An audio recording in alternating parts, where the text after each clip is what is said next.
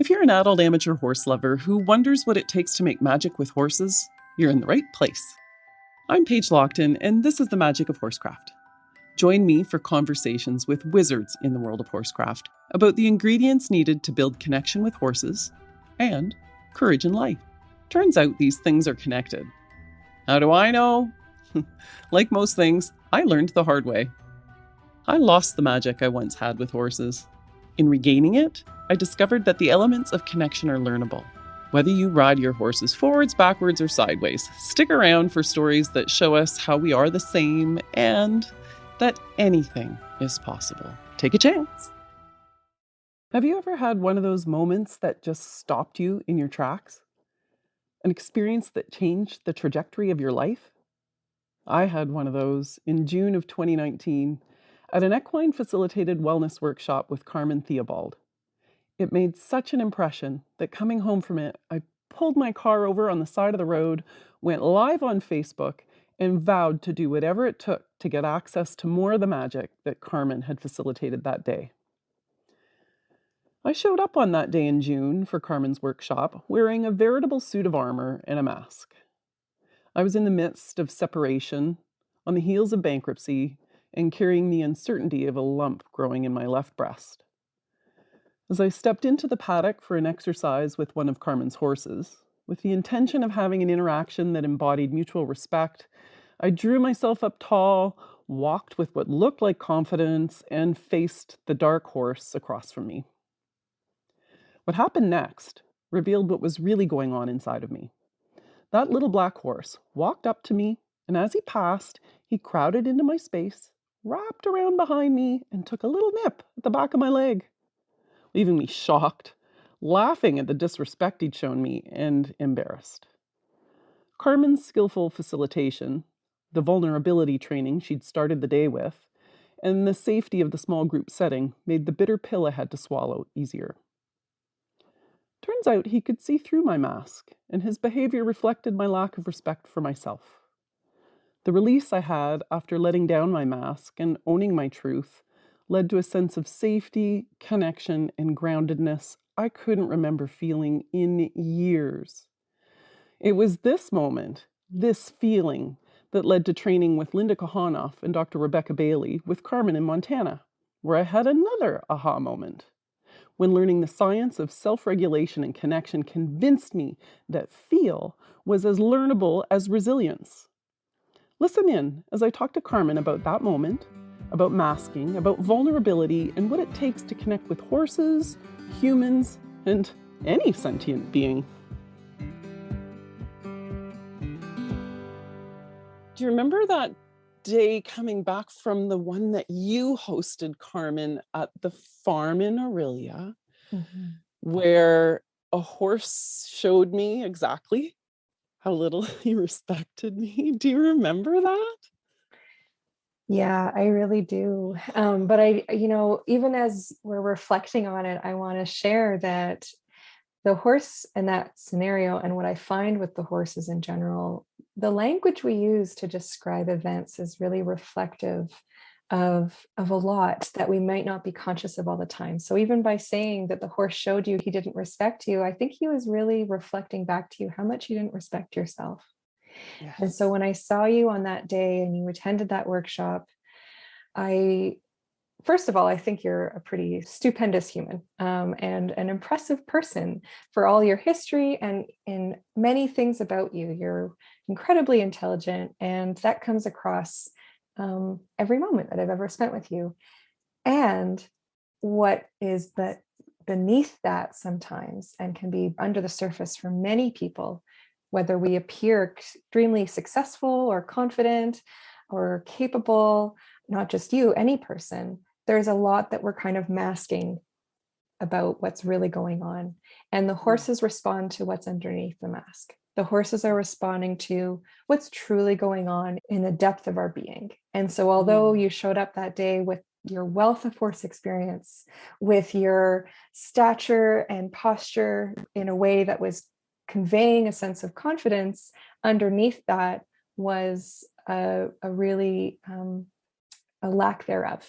And I say that, of course, as you know, with no disrespect or judgment, but just that's where you were at that day.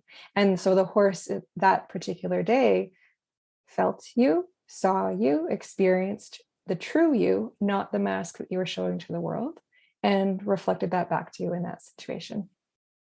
Yeah, that was beautiful. Now, I have to say that was very hard to own, and I wouldn't have been able to own it as easily if you hadn't put us through some vulnerability training. And that's like a superpower. You told us that it would get easier. You told us that vulnerability was the way to go. Like, do it, big thumbs up. And it's like, okay. And I was honest in the reflection after the horse experience, and it was hard.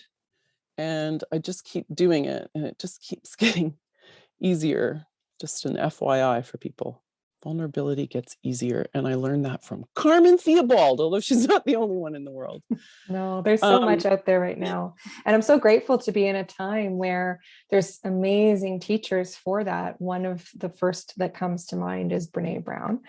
She's just got so much incredible research and stuff out there to support how vulnerability is really the birthplace of all the things that we want the most, of joy, of love, of connection, of belonging. But we have to start from this place of being really real. And so often it doesn't feel safe to be. So it's not a judgment around those of us who are struggling with that. That's okay. There's understandable reasons for it. And it's something that we can build like a muscle. So I often make this connection where we do this vulnerability strength training, that it's not overdoing it. We just like, we don't want to go to the gym and work out so hard that our muscles are actually injured.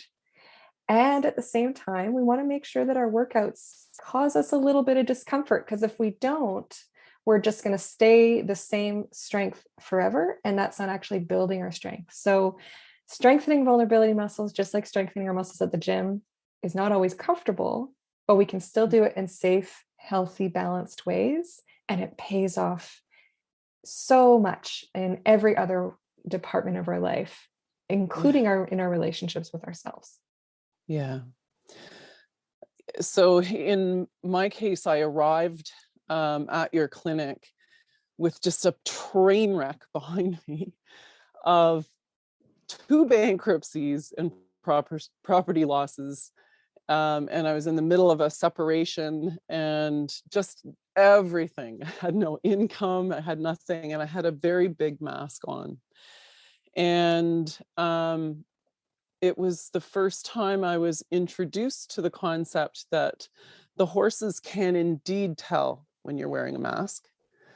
No, don't need to question that anymore. Just accept they can, and that it's so important to them. And it sends a danger signal, because you would be a bad leader if you're deceptive, or if you don't know what's going on, if you're not mindfully here and you don't know what's going on, I'm not following you anywhere. And the horses don't want to be anywhere near someone who has any incongruence. And so being forced in a small setting like that to let the mask go, I remember just melting into that chair. And I think that's maybe the first time I felt grounded. Just about needed a nap, like this huge release of not, needing to put something false on to have the people around me respect me. And what you enabled, and the experience that I had and the shift that I had was so strong and so important. And I had no idea how you did it. I just became fascinated and decided to follow you everywhere. I'm really glad I followed you to Montana. That was great. Yeah, same. And if I could just circle back for a second, because you shared something really important that I just want to elaborate on a little bit for those listening, how horses really don't want to be near us, especially when they have freedom of choice in that matter, because the work we do in the workshops is 99% of the time with horses at liberty. So they have the freedom of choice of whether to be near us or not, of how they're responding. So we get a lot more of an honest mirror response from them that way, which is really good and really hard at the same time. But I think that's where the real magic lies, if we want to talk about magic a little bit, right? But when we're wearing our masks, when we're not congruent, which means when our insides are not matching our outsides, not only do the horses pick up on all these things, but it also makes our own blood pressure rise when we are suppressing emotion. That doesn't mean that we need to like overshare all the time, because that's not appropriate either. But when we are actively pretending something is not how it is within us and trying to show a different way to the world, or even to ourselves, not even to others, what that's doing to our body and our nervous system, it's actually making it work harder, because it takes extra effort and energy to suppress. And so that is right away one of the measurable physiological cues that horses are responding to let them know that it's not as safe an environment and they can't put quite as much trust in us, because we're working so hard when there's not actually an external threat. And so that's a cue for them to not trust our discernment or decision-making ability quite as much.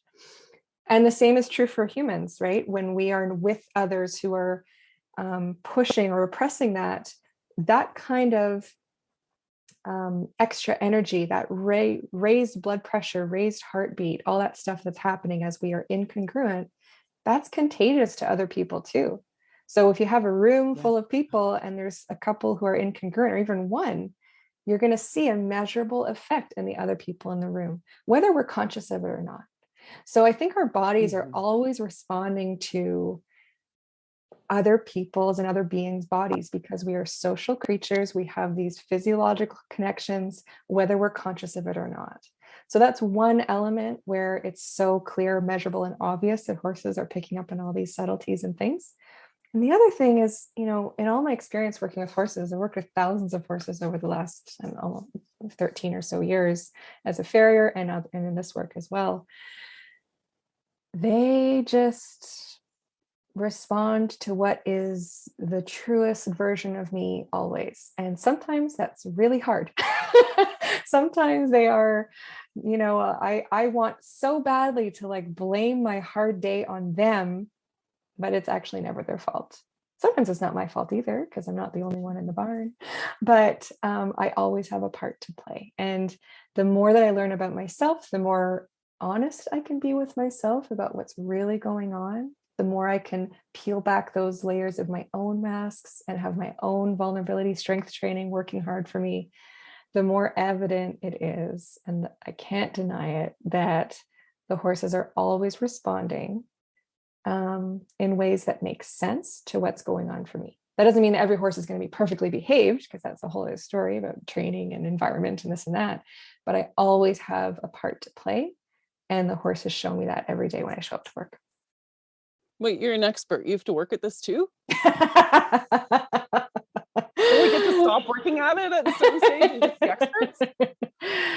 Oh, we've chatted a little bit about this, and I appreciate and I'm flattered by the term, and I take it as a compliment in that I've gained a lot of experience, and I don't ever consider myself an expert, because it's a lifelong learning journey. I think everyone is on a lifelong learning journey.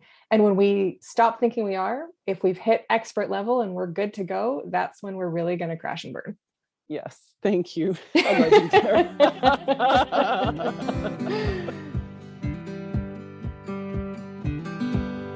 And she said, what happened to you? It's like, well, it's a long story. And so it was being introduced to what happens when you wear a mask, or you can't be mindfully present, or you can't regulate your nervous system. So my nervous system was stuck in a state that I like to call 5-alarm fire bell mode, in the red.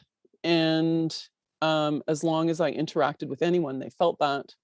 And if horses were left in freedom, they ran the other way. And I was outed. I lost the magic. And that was devastating, awful. Everybody witnessed it. I was outed. And they're like, what? She's supposed to be an Olympic rider. But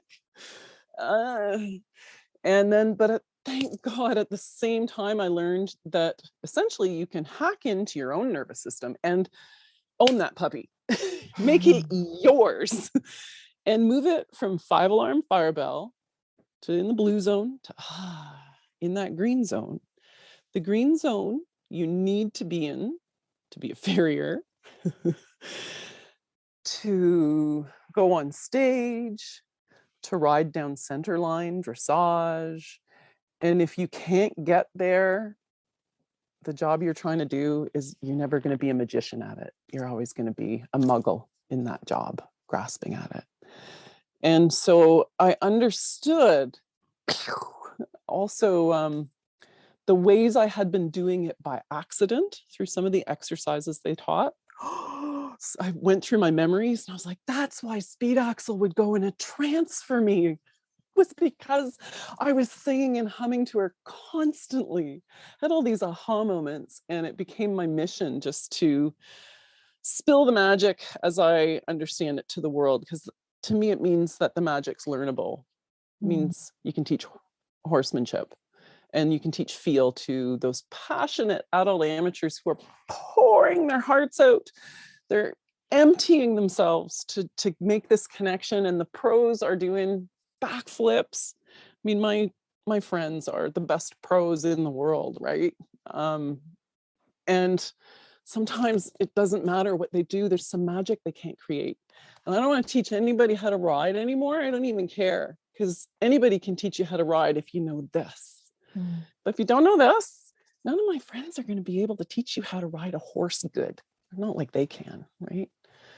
So I wonder if I can hand the reins over on a couple of things. If I can ask you about the magic and what you think the ingredients are. Yeah, and I appreciate what you're sharing there, that this kind of foundation of understanding all these pieces we've just been chatting about and embodying them is the key to whatever we want to be doing in our relationships, whether that's with our human partner, our horse partner, whatever we might be doing with them, whether that's business or riding or liberty work, or I don't think it matters the discipline. I don't think it matters, any of those things. The foundation is how healthy and safe is our relationship, and how are we creating that connected, safe place within ourselves and with others. So talking about our nervous system, I love one of the ways that Deb Dana talks about it. She's written some books. She's got some great programs out there. And she talks a lot about befriending our nervous system and healing our nervous system. And that's important in my response, because I think anything we're doing needs to be coming from a trauma-informed approach. And when we learn how much trauma lives in the body, and that's connected to our nervous system and how our nervous system functions. So that's the thing that puts us into fight, flight, freeze mode, fawn, the people pleasing, whatever that response is for us, where we're seeking a sense of safety, going into certain patterned behaviors, trying to find that sense of safety. We're in that, maybe it's not 5-alarm fire, but it could be a 1-alarm, 2-alarm, whatever kind of fire mode we go into. And so often it's unconscious. So often it's just the way that we're doing things and the way that we're used to doing things. And maybe we can still get some results and actually create a lot of success with that, but not always from a really good place. And we're going to be limited and come up against some really hard walls when we're operating from that place. And we crash, right? That's a lot on our body. That's a lot on our nervous system to be constantly functioning in this revved up place. So learning how to kind of bring that down, to be able to intentionally allow our body to create a sense of calm, safety, connection, whether that's through self-regulation or co-regulation. What that means is whether we're doing the tools to support ourselves without anybody knowing or anybody around us, whether that means having others in our world, in our space, who are able to help us get there. Because remember, all these things are contagious. So no matter how we're getting there, integrating more and more of what helps bring that sense of calm, safety, trust, connection into our being, and moving from that place. Whenever we start to interact, or whether that's speaking or writing or talking on a podcast or whatever it is, just even being near another person, we are always influencing and impacting one another. And when we start from that place that's much calmer and we're aligned with who we truly are, but also from this place of calm and safety, now doors open. Now things are possible that we didn't even think were possible, because we're coming from this place of a totally different functioning in our body. And it opens up the way that we can see the world. It opens up functions in our brain. The higher functioning in our brain is not accessible when we're in one of those alarm fire places, when our nervous system is revved up. We literally cannot think straight, or I don't even know if straight, but we can't access those more creative solutions. We can't access that ability to really navigate and problem solve with clarity and efficiency and creativity, because we're in survival mode. And I think so many of us are constantly or frequently in that place of survival mode, and maybe don't even know it, because it's hard to know until we have it contrasted with another way. So some of the work that we've done together is to experience a different way in our body. And when we get that, even if it's just for a bloop, a little moment in time, now we have something to compare to and to kind of anchor us back to help us get there again. Yeah. I remember that. I was like, oh, I want some more of that. What was that? Oh, I felt so relaxed. Yeah.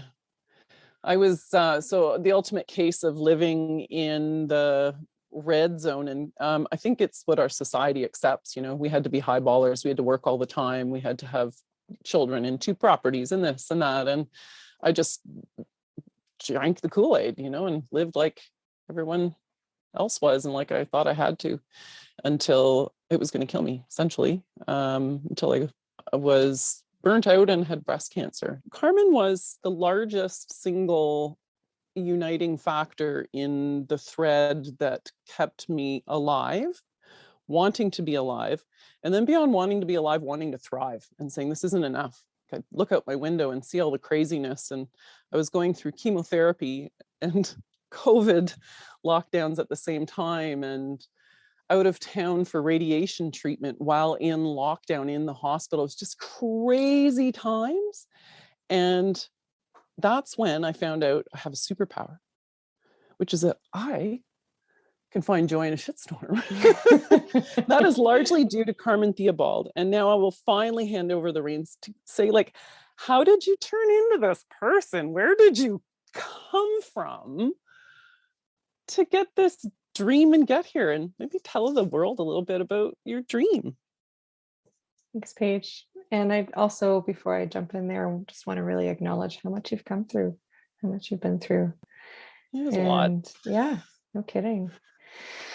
Yeah. And I think for a lot of people, especially in the world right now that we're in, so many of us are going through a lot on top of any other pieces of our history that are difficult. If this is resonating with you, and you've ever felt a little lost as you navigate conflicting data from horse pros across the disciplines, all claiming to have their own methods or recipes for making magic with horses, and you want the clarity and confidence to make sense of it all, I have a roadmap for you. Check out our foundation course. Consider it Horsecraft 101, From Amateur to Magician, Making Magic with Horses. A unique group coaching program with live online support that helps adult amateurs from non-horsey families who are seeking understanding and connection become the best stewards for their horses in 9 weeks, without conflicting data, lack of knowledge, or not knowing where to go to for help, so they understand how and why horses think and react the way they do to create a relaxed and confident relationship. If you're still on the fence, we have a freebie for you. If you're ready, so are we. You can get started at themagicofhorsecraft.com. Until then, take a chance, and remember, anything is possible. So I'm really happy to share a bit of my story, but I also want to offer a little bit of a trigger warning, because sometimes the hardest things in life are catapults or catalysts for growth. And that's definitely part of my story. So what I'm going to share is perhaps a little bit challenging to hear. And there's lots of parts, I think, to all of our stories that could probably relate to this. So, whether we're talking about trauma in one form or another, our body responds to it in very similar ways. But it also offers us an opportunity to learn from those experiences, not at all because they're our fault, not at all because I ever want anyone to experience hard things like this or like whatever you might have experienced in your own traumatic history. However, when they do happen, they offer us opportunities to heal from them. And in that healing process, we can develop a lot of awareness, a lot of gifts that we may not have had the same kind of access to had we not been through our really hard things. So it's not to say someone who hasn't been through really tough trauma can't develop amazing skills and gifts. Absolutely, they can. But it also means that those of us who've experienced really hard things, we can too. And we can see sometimes a little bit more clearly in the dark, figuratively, when we're coming from that place of understanding it deeply. So, there's lots I could share, but I think one of the pieces that, the thing that I was kind of alluding to, that I wanted to give a bit of a, activation or trigger warning there, is that when I was in Montreal, I grew up in Montreal, and I was very studious. I was always very kind of nerdy. I love learning. I've always loved learning. And I thought that my path in life was going to be pretty, well, I had a few ideas of where that was going to lead me, but I always saw a degree in there. For a long time, I actually wanted to be veterinarian. But then I had this moment of total panic, honestly, in my last days or year of high school, where I saw and felt the next 10 years of my life in school. And I had a total anxiety or panic attack, and I couldn't. And I went from, the high level classes of science and math and this and that, and switched out into drama and Spanish. Because I couldn't do it. But I think that was actually the beginning of my body telling me that school wasn't the best place for me and what I needed in my life at that time. But I was so very locked in and focused in that the only way to move forward, the next steps in my world and my life, was to get a degree. Fair enough. I value education. This is not to say anyone shouldn't get a degree. It's great if that's what you need and want. But I think I was going through the motions of it because it felt like the only choice I had, even though it wasn't fully aligned with who I was at the time. So I was in college. I was actually studying social services, loving it, especially the work in the field. I was able to have some wonderful internships or stages, and that was great. And while I was studying, there was a school shooting at the college that I was attending, at Dawson College in Montreal. And it was a really difficult experience for everyone who was there, especially those who were physically injured. One woman died. It was really awful.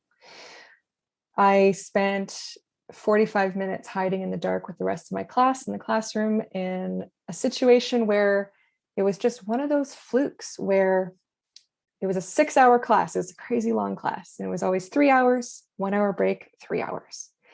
And this class and the person teaching it were so very strict about timing. Like, lunch never happened at 12:01.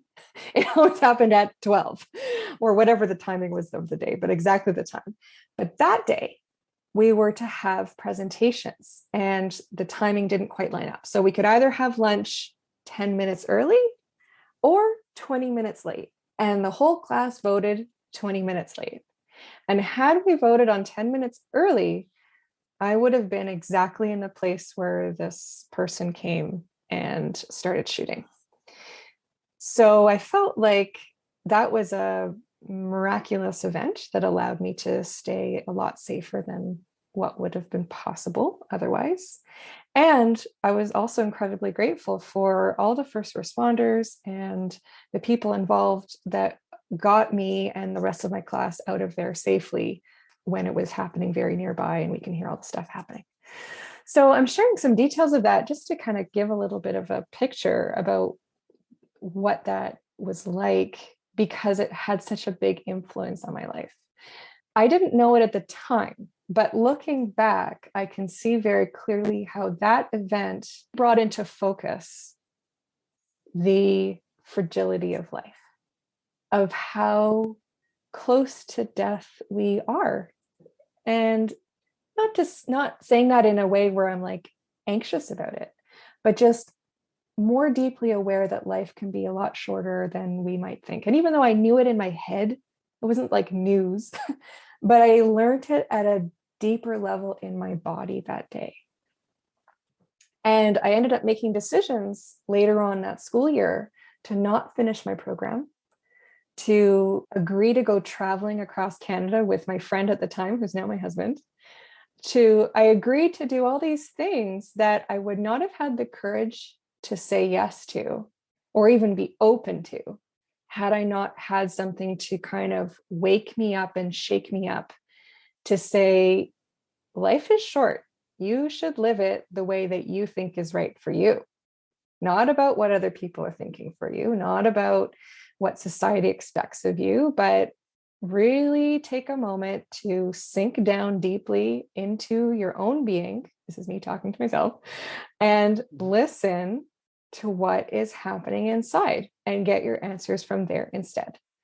And so that's been the huge, huge, huge guiding force for me ever since, in a huge way. So I think it gave me a lot of that courage to move through all the different opportunities that came my way, and translates into what I do now with horses, because again, it's given me more of that muscle strength to listen to my internal wisdom, to listen to my body.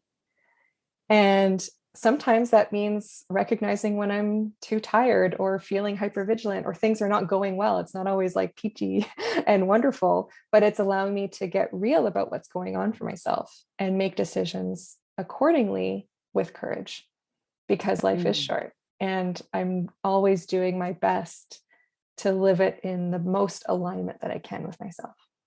So after that experience, I went up traveling across Canada a little bit. Well, I thought I was going to. Aquila, my husband, he's our wonderful chef who caters all of our workshops and stuff here. Him and I, we thought we were going to go traveling across Canada woofing, which is this program to volunteer in exchange for room and board. So we left Montreal, we got out of the concrete jungle. We really wanted to be connecting more to nature. I have some family out in BC. We thought we were going to go and make it to see them by traveling from farm to farm.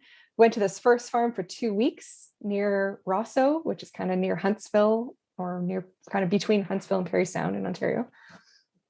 Thought we were going to be there 2 weeks. We stayed almost 2 years. And it was from that experience that I got my apprenticeship as a farrier with Rod, and we became business partners a couple of years later. Aquila got his in the kitchen industry through that, worked up the ranks and went to culinary school and, did all of that. And so we both found our respective careers, or at least beginnings of, through that kind of experience. And it was through the horse work that I found, I think, a lot of the tools and healing that I needed for myself, whether I could put that into words or consciously think about it at the time or not. But that's absolutely what the horses were drawing me into from day one on that farm. There were 24 horses on that farm. And I remember the first day, I didn't have any real horse experience. I came from Montreal. I left Montreal when I was 19. And I remember standing in the barn and all the horses were chewing, and it was like something changed in the cells of my being. Like their chewing shifted something in me. And I just knew that I had to spend as many moments with them as I possibly could. So it was a really difficult journey of learning with them, a lot of school of hard knocks, a lot of trial by fire. By the time I got my farrier apprenticeship, I had been through the ringer with those 24 horses. A lot of them were really young and not very well handled and all kinds of stuff. So they were actually the perfect prep for my life as a farrier. And my life as a farrier, working with all these different horses in different barns in different settings. Each one is teaching me something. Each horse is offering me a gift of my own healing, of my own learning, a mirror for myself. And I think, to go back to that experience at Dawson, that school shooting, again, these are all examples of ways that has allowed me to stay courageous and open to that moment, courageously open to being open to traveling, to accepting this apprenticeship and this career that I didn't even know existed before I got to the farm, to being open and courageous to listening to the messages from the horses, to listening to what they had to teach me and show me, even when what they were reflecting was really, really hard. So I've had so many amazing teachers along my path in that way, with a lot of that determined courage to be open to them.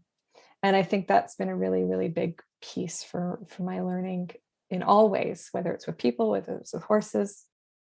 And that, of course, led me to learning about things that were maybe not quite in the norms of the horse world, because I wanted to really expand that kind of learning. And I was like, I didn't really have the ability to articulate it, but I really felt it super strongly. And that's what led me to Linda's work, Linda Kohanov. So I read all of her books, and it felt like what she was writing on the page was what I was experiencing inside. And it was like finally someone was expressing it properly with their words. And that, in a winding path of its own, allowed me to have the opportunity to go and learn with her in Arizona. So I spent, I thought it was going to be a one-time trip. I often get my estimates of those timelines really wrong. I ended up going down there like 8-9 times total. I can't remember, but for these extended learning intensives, so that I could become an Advanced Eponaquest Instructor and certified in all the different things that she shares and teaches. So that I can do what I do now, because that was my, it's such a huge passion for me to be able to translate all of these things that I've been so deeply experiencing in my own world.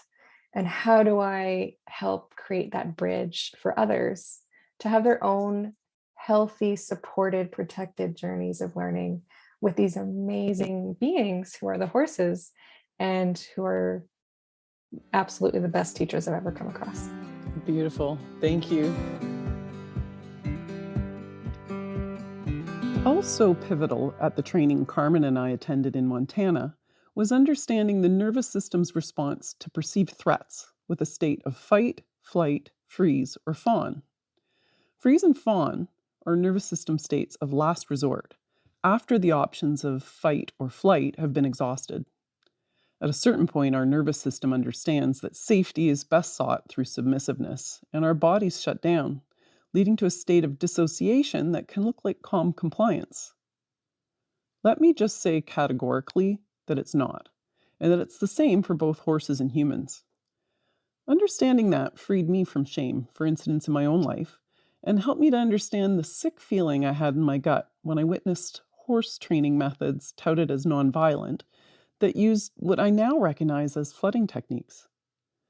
I know what a horse goes through when it's given no other option but to give up. I asked Carmen the difference between a horse that was shut down or flooded and one that's in a state of relaxed compliance. As you'll hear, it's tricky and needs more unpacking. It's something I'll continue to revisit until I understand it better, but I think it should be in our consciousness, whether we work with horses or humans. Here's what Carmen had to say. I think it's really hard when we don't have a lot of healthy examples to compare it to. But I guess I could say from my own, experience as a farrier, as well as in this world with horses in this kind of way of equine facilitated learning, when you have a horse that's really soft and willing as a partner, they still have like a spark in their eye. they're still engaging in a conversation with you. It's not just a hands down compliance. It's an agreement to partner with you. And there's hopefully some joy there too, versus kind of the shutdown or frozen response where we actually, a term you might have heard is flooding, where we've emotionally flooded them. And this can happen to people just as it can to horses or any other mammal, where there's too much stimuli. It feels so unsafe that the safest thing our body can do in that moment is to shut down. And so I think a lot of times people misconstrue the shut down horse or the flooded horse with a well-behaved, well-trained horse. And there's a big difference. So that's a tough one. And I think I just want to say too, for anyone who's seen that or even created that in a horse, I understand how that can happen. And I don't think it's, I don't want to be sharing this as a judgment to the people who might have done things a certain way and who are now looking to grow into something different and healthier and better.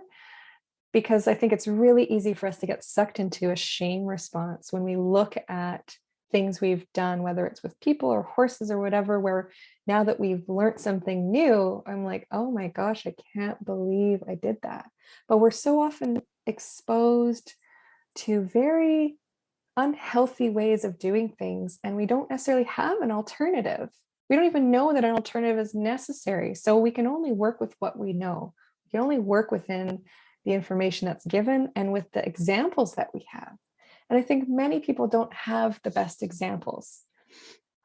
So before anyone is quick to get harsh with themselves, I just want to really encourage everyone, including myself, because I had to have some of these moments too, of being okay with recognizing things that we've done in the past that we regret or that we don't like, and knowing that there's a way to move forward. And it's okay to be kind of fumbling in the dark a little bit as we're figuring that out.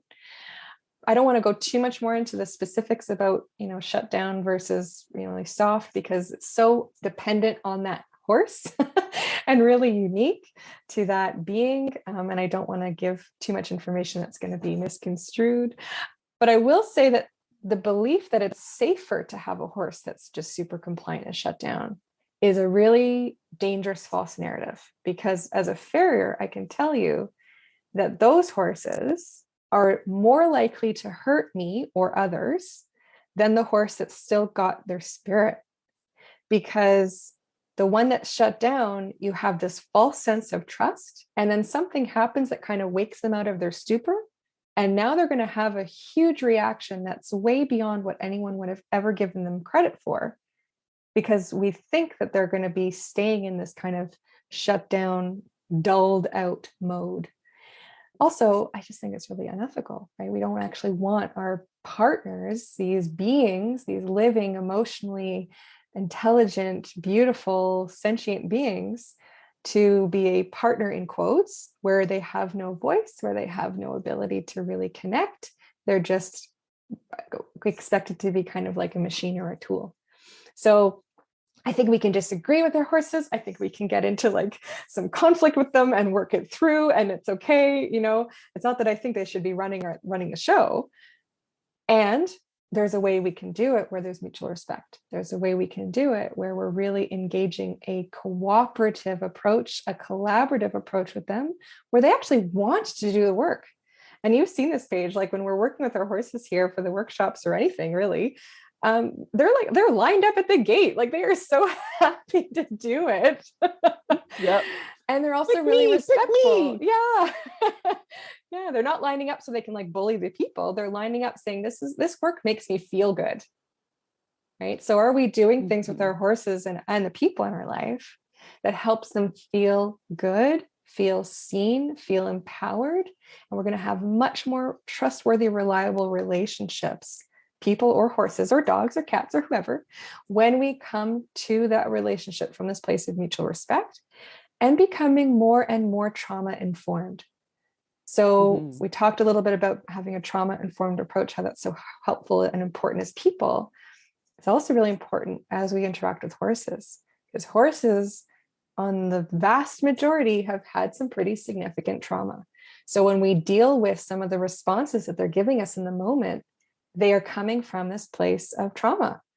They are coming from experiences that they felt they needed to respond in a certain way to find a sense of safety. So this is not a horse that's learning. This is a horse that's reacting and trying to feel safe. So how do we move away from those, help them heal those traumatic responses, and help them to actually engage in this capacity to learn? And so this comes kind of full circle to your first question about the importance of working with horses, without ties and this and that, more at liberty, because we are going to get their honest responses. We're going to get their real reactions a lot more anyway, especially over time. Maybe if we're working with a highly traumatized horse at the beginning, there's a lot to do still before we can have super honest reactions from them, even so, because they might still be really frozen, even with all the ropes and stuff taken off.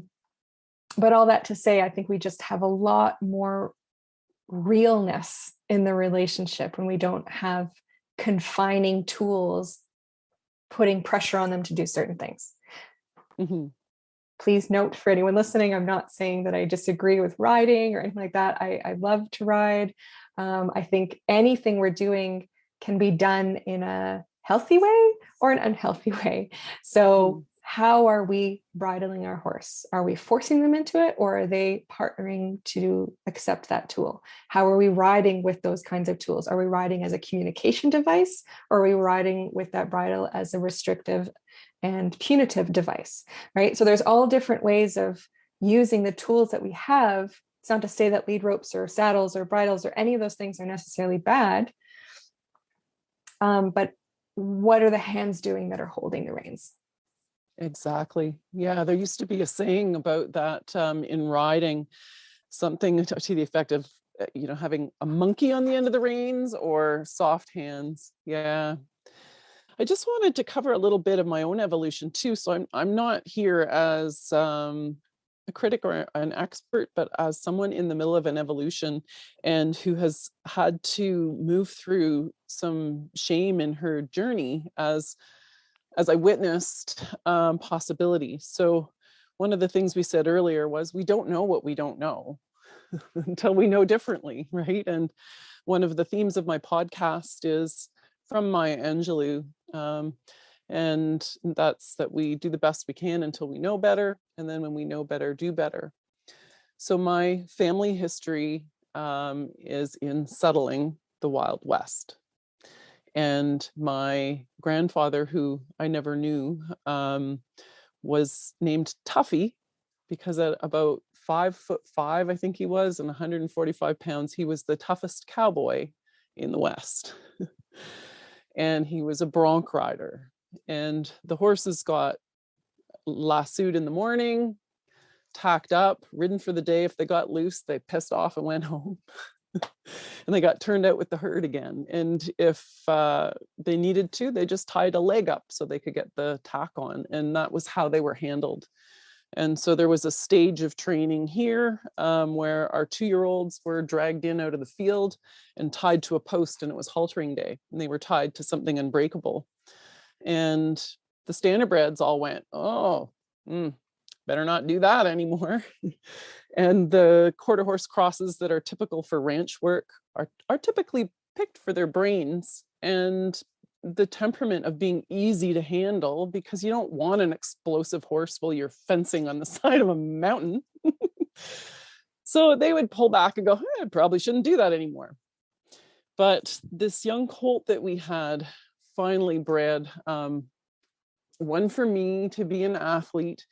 Anything that's bred to be an athlete has some fire in its blood, and particularly if it's bred to be in the sport of 3-day eventing, which was designed originally as a cavalry test between wars, which is amazing. And those horses have to be brave and never give up. We didn't think about that when we tied them to a post. And much like some people I know, my oldest son, he didn't have any give up in him. wasn't in his blood, wasn't in his DNA to give up. And we lost him. And it was terrible. And it started a shift in how my father looked at horses. And at that point, I was still fairly young in my own view about horses. As someone who's 6'1", and I typically ran around 170 pounds while I was riding, I could just be bigger if I needed to be, right? And my horses would go, okay, you're the boss, and follow me. But smaller riders couldn't always do that. And we were taught, and still are taught to this day, methods of pressure and release. And it's, touch and push and step away, and there's physical contact.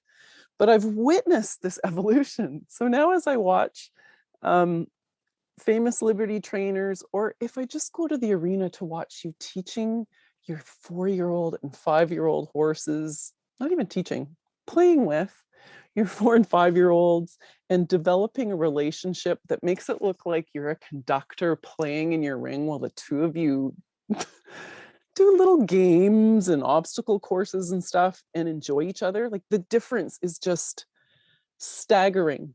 So it took me a while to figure out a couple of things. So let go of the shame of, being a bully and having it work, but then to go, what's next? So I was in a zone for a long time with your horses where I wouldn't know what else to do. So I'd freeze with your horses, because if pressure isn't supposed to be physical, like when I watch you don't, for the most part, you don't touch them to ask them to back up. You don't touch them to ask them to move forward. But they do it. What can pressure and release look like? If it's not, we don't want to chase them around the round pen, and that's pressure. And if we don't want to put pressure on them physically, pushing them with our hands, what can pressure and release look like?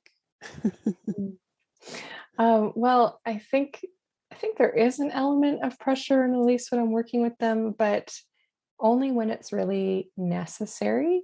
And a lot of it is through, like you said, play and inspiration and creating a common language between us. And working a lot with the kind of energy between us, the space between us. So when I am asking them to back up, for instance, I am using all different parts of my being to ask them, other than just putting my hand on their chest. And not to say that that's necessarily wrong, but I just want to offer that the quality of touch is really important. And so if I want the horses to be touching me and my body in a way that is soft and kind and gentle and thoughtful, then I better be doing the same to them. And so when I ask them to back up, for an example, I'm visualizing it. I'm giving them credit that they are actually catching on to some of that visualization. I am energetically allowing my body to take on the stance of being that kind of orchestral conductor, if you will, of saying, this is where you're going to go. And not as a unhealthy demand compliance, but as this is the best thing for both of us in this moment. And so I am assertively asking you to do this because it's necessary for both of us. And we're both going to benefit, right? Because they do, right? When I have more space and I feel good, so do they. All these things are contagious. So there's a whole, aspect internally of what's going on before I've even asked them physically anything. And then when I am asking them with my hand gestures or kind of like movement in the space, that's all part of the language and the communication that we've been developing that horses pick up very quickly. Because it's not just about training these particular horses a certain way. I use these cues with all the horses I work with as a farrier. And even if they don't all do it, they all are recognizing it as like, oh, you're asking me differently. And most of them do respond. The ones who don't, it's usually a combination or, a mix of reasons, like maybe they really just don't believe I'm asking them that way because they're so used to a different approach. So I have to kind of prove it to them. But the horses that I've been working on as a farrier for an extended period, they all get it. This is part of the language that they're using with each other. When you look at horses in the field, they're not walking over to each other and pushing them with their nose as the only way that they interact. They'll do that occasionally. Some horses that are especially bullyish, that'll be their first go-to. But I don't think we really want to model our communication on those horses. I really want to model my communication on the horses that get the most respect and trust in the herd. One of our horses here is one that I value very much in that way, and look up to. Her name is Grace. She's like the matriarch of our herd. And, she's very assertive. She's very clear. She's very much in charge. And I put that a little bit in quotes because she's not just the boss, but she is the head of the herd, the leader of the herd. But she only asks the horses to do things generally when there's a good reason. She'll have the off day where she might be a little bit pushy just because, but 98% of the time, she's got really great reasons for asking or telling the horses to move. But she doesn't do it by bulldozing into them. She'll do it by looking, sending energy, and often that's enough. Sometimes she'll put her ears back. Sometimes she'll kind of take a step toward them, and that's enough. But she didn't get to that point in those relationships with the other herd members by seriously bullying the crap out of them, and now they're just afraid and running away. I see that with some horses for sure. But again, I don't want to mimic those ones. I want to mimic the ones that the horses have the most respect for. And our whole herd looks to Grace in moments of concern, in moments of joy. They follow her lead in every kind of situation. And that's because she's earned their trust and respect by stepping into that assertive quality only when it's really needed, but also by embodying this beautiful, grounded confidence and this connective energy where she will share her food. She will share the water. She's really compassionate to the other horses. She has grooming sessions with all of them, and yet she can still be in charge when she needs to and when she wants to. So for me, that's a lot more interesting as a form of leadership than more of a bullying approach.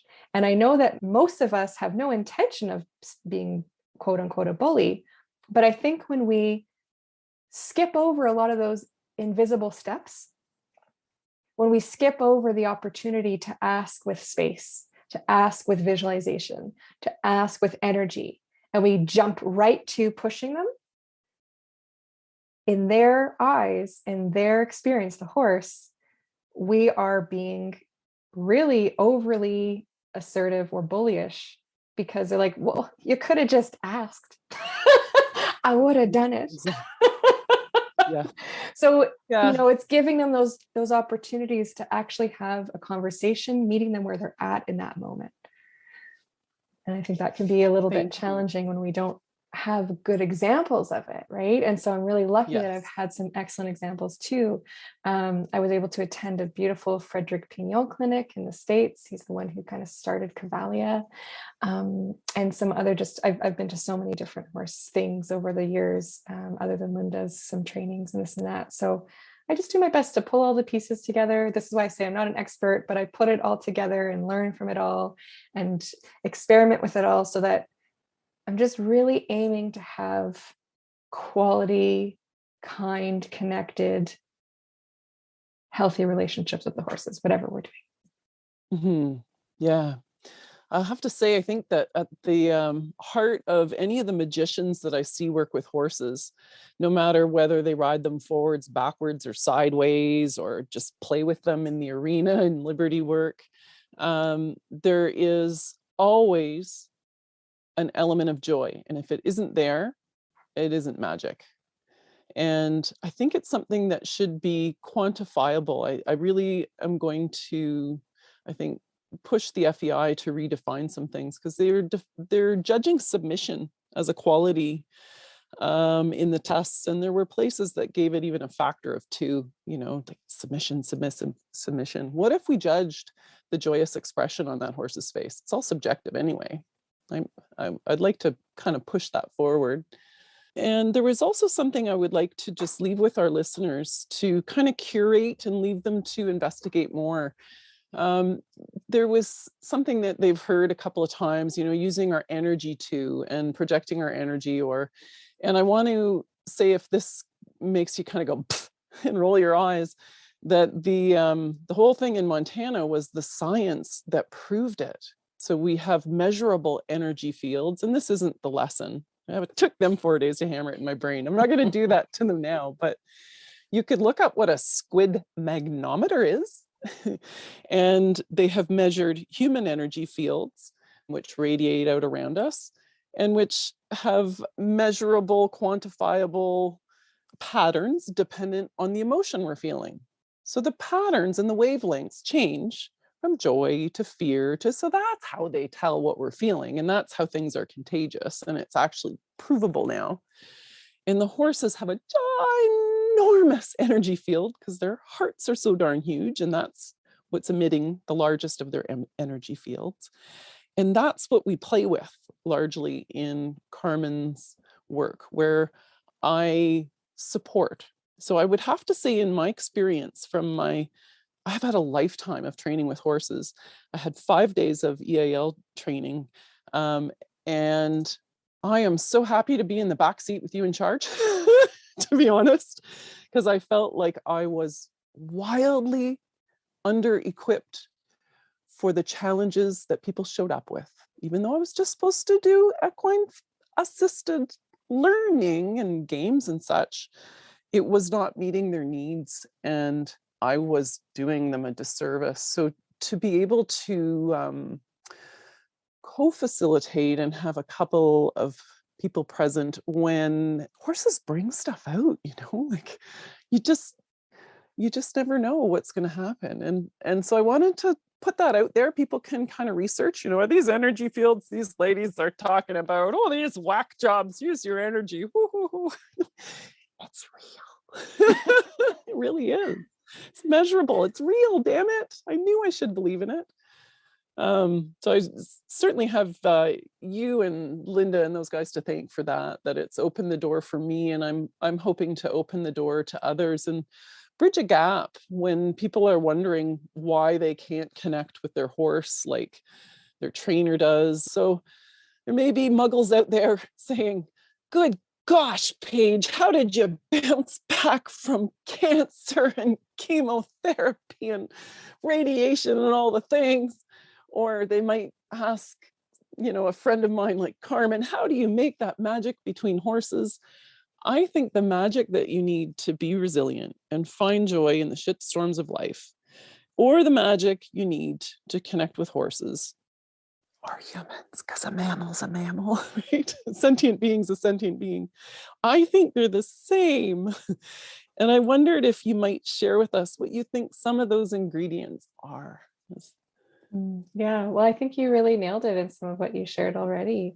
That they are the same ingredients, and I think some of it it's hard to convey on a podcast, but a really good place to start, I think, is through our breath. So, and whether we're really believing in all the energy stuff, or if someone tells you to breathe and that totally pisses you off, fair enough. So before I go any further, I get that too, but the proof is in the pudding. It's really cool that we're living in a time where science is kind of catching up to a lot of the quote woo-woo things or whatnot. But what's neat is that when you see people who are working with horses in a way that looks kind of magical, well, that is the proof that these things are real, right? It's not just a one-off fluke, especially, and I can say that, it's not just. And I don't consider myself this incredible horse person, but I know that I'm always learning, and I'm able to witness the change and the transformation in others. So it's something that we can actually learn to teach, to say that they just don't have feel, right? That kind of a horse term where they just don't have the feel. That doesn't have to be, well, then they're screwed, right? Like that doesn't have to be it. And I think we can really catapult our learning. It doesn't have to take 10 years of riding like crap to then finally start to develop feel. We can start to integrate these tools and these skills from day one. So whether we're stuck, or we're just getting started, or whether we're looking to have that like next level amazing experience when we're already incredible riders, these tools are helpful. And they are the through line. They are the commonality, whether we're looking to improve human relationships or horse relationships. So I say breath as the thing to start, because that is our most direct communication possible with our nervous system. Talking about all these things about our bodies. How do we get our body to feel okay? How do we get our body to believe that this moment is okay and get access to that more creative, solution-oriented thinking, let's start our breathing. So, one example of that could be taking a really deep, long breath in and really extending the out breath. So as we breathe in, we can let our shoulders be soft and low, letting our bellies expand as we draw the air in. And then as we breathe out, to really let that out breath be as long as we can comfortably, maybe even putting some pressure behind it. You can think of it like breathing out through a straw or on the seeds of a dandelion. But that out breath that becomes, if we can kind of aim for twice as long as the in breath. So as an example, like 5 in and 10 out, and let that out breath have some pressure. We are communicating directly with our nervous system. And there's so many tools. I think it could be 1,000 podcasts worth of tools. But if there was one to start with, that would be the one I would choose.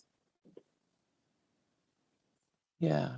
And that's the one that made me realize what I had been doing by accident on traumatized horses.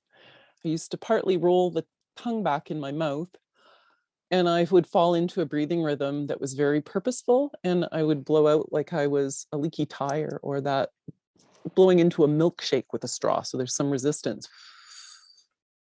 And then I had a song with each horse, had a song, and it just went around and around. And these horses would go into a trance for me, and they were formerly unrideable. I was like, I don't know, just go for me. So I think if I can do it by accident, I can teach it by purpose. And that's going to be my next mission. Right now, we're just provoking thought with our podcast and playing. The possibilities are endless. Anything is possible. Now, Carmen, you said something that I've heard you say repeatedly. You are a learner and not an expert. And, most of our crowd of horse people won't have heard of you because you say you're not an expert horse person. But I do know the world's elitist, most expert horsemen from every kind of different discipline. And you're a standout, number one. So you belong there. And I'm going to go around now and talk to them all a little bit about the magic and capture some stories of when they've had it or haven't, and talk about what is possible, because I've witnessed it. And I think at the heart of it is, like you said, the inroad is that breath. It was what I was doing by accident. I witnessed people working with horses that just seemed to follow their thoughts. And I had one teacher say this to me, a very famous teacher, a big name. Sadly, she has passed away. Her name was Pat Burgess, and she taught Lucinda Green, or Lucinda Pryor Palmer Green, most of what she knew, and a lot of other medal winners too from Great Britain. And at a clinic when she was 80 or 82 years old, I was so lucky to attend. She told us to just picture what we wanted and to send the horse a picture. And she said, like only someone of her age with only so many years left can. She said, it's how horses think. Just accept it. They think in pictures. They can see the pictures you send them, and don't ask me how. And then she moved on. I didn't have time for us to be us. And my eyes were like, doing. What did she just say? Yeah. Yeah.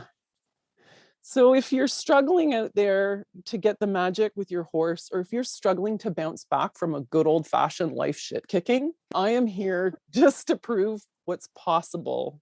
It gets easier. Carmen told me it would. She told me I'd build up my vulnerability muscles. And I'm just sort of living proof of a lot of how not to live your life. I've got lots of stories to tell with my peers that'll follow up on this, but this is the thread and the place I want to sit. Like the marrow of life is at this intersection, I think, of connection, because you just can't have courage without safety and connection with others. And we don't do any of this alone. There's not a one of us, and any of these people that are huge pedestal sitters. I mean, we put them way up there on their pedestals, whether it's William Micklem or Denny Emerson or Oded Shimoni or Vaughn Jeffries, Leslie and Leslie, Grant Law. They're all up there on those pedestals. We're going to just talk about what's real and what makes us all the same. I really look forward to it. And I thank you for kicking us off and for giving me this time, Carmen. We had a little history of technical glitches. And Carmen has been very generous. I want to recognize that today. Oh, it's such a pleasure, Paige. I look forward to listening to your other interviews very much. Thank you. And can I just give us a plug? Because Carmen and I have plans. Carmen, Can you tell them what you planned on May 28th? Absolutely. Yeah. So if this podcast sounds interesting as far as maybe some different approaches to working with horses, I mean, a lot of the work we do and the workshops that we offer is not necessarily geared specifically for horse people. I think a lot of it is very applicable, and I've had lots of horse people come through and gain a ton. But Paige and I really wanted to create something that was specific to horse people, where people can come and have those really horse-centered discussions and experiences to start to explore what we call the music of horsemanship. So that workshop is called The Music of Horsemanship. And we're going to be putting a lot of the tools that we talked about in this podcast and more into practice with the horses to really see with our herd here at Horse Sense North some of that magic and helping ourselves reconnect to it or access it for the first time and have a little bit of a big, who knows, transformation in not only the way we are interacting with them, but the way we interact with ourselves in those moments too, because that is the starting point and the key. So I hope to see some of you there, and I hope that this podcast can be a helpful tool on its own as well. Yeah, thank you, Carmen. Hey, you're still here. Thanks so much for listening. What you think and feel matters. If this resonated with you, please like and share. It truly makes a difference.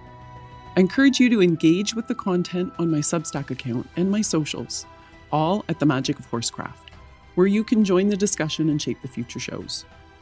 Tell me what you want to hear more of or less of, and we'll evolve together as we grow a community of like-minded souls here for the good of the horse. If you're an adult amateur horse lover looking for confidence and clarity in your role of equine steward, check out my course, From Amateur to Magician, Making Magic with Horses, at themagicofhorsecraft.com. Until then, I'm here to remind you of a couple things. One, underneath it all, we all want the same things, to be heard, understood, and accepted for who we are. And two, anything is possible. Take a chance.